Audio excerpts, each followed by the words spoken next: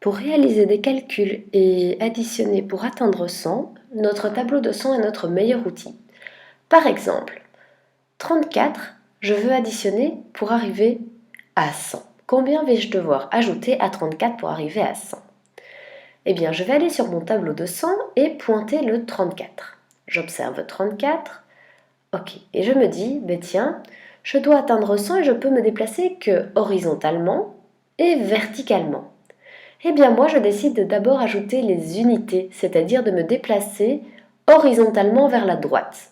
Comme ça j'atteindrai ma dizaine supérieure. Alors, quelle est la dizaine supérieure à la trentaine? Eh bien c'est 40, on va passer dans les 40. Alors pour passer de 34 à 40, je vais devoir additionner. Je compte le nombre de bons que je fais ou le nombre de cases que j'utilise.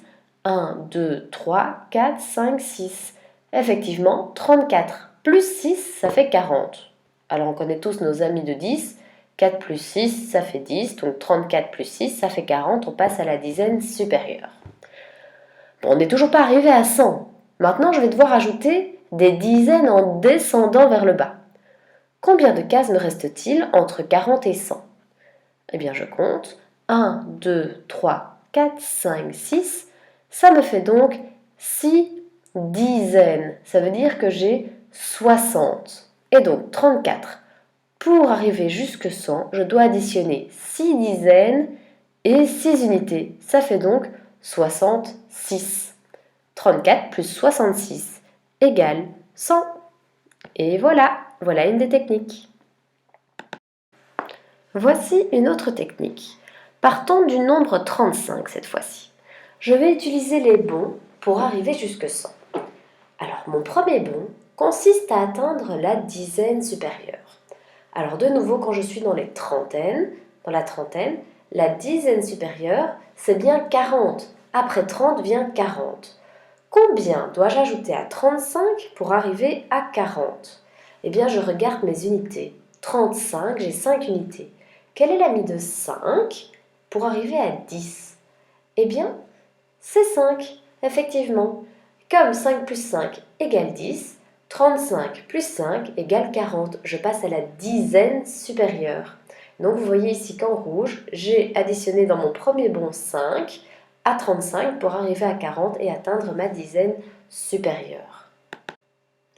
Bon, maintenant je ne suis toujours pas arrivée à 100, je dois encore faire un bond pour arriver à 100. Et voilà, quand je suis à 40, c'est facile pour arriver jusque 100 si je connais mes amis de 10.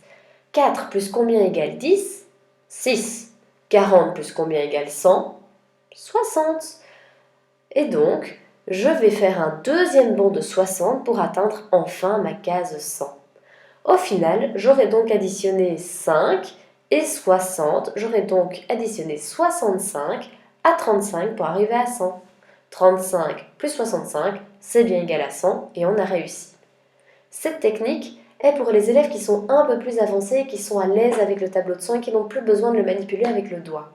Maintenant, lorsque vous avez des exercices où on vous demande de faire des bonds, vous pouvez prendre votre cahier de synthèse rouge et utiliser le tableau de 100 pour vous aider, en prenant toujours comme premier bond les unités et en se déplaçant vers la droite. Voilà, je vous souhaite un bon travail les copains, vous devez faire vos pages tip top et essayer de les terminer. À très vite!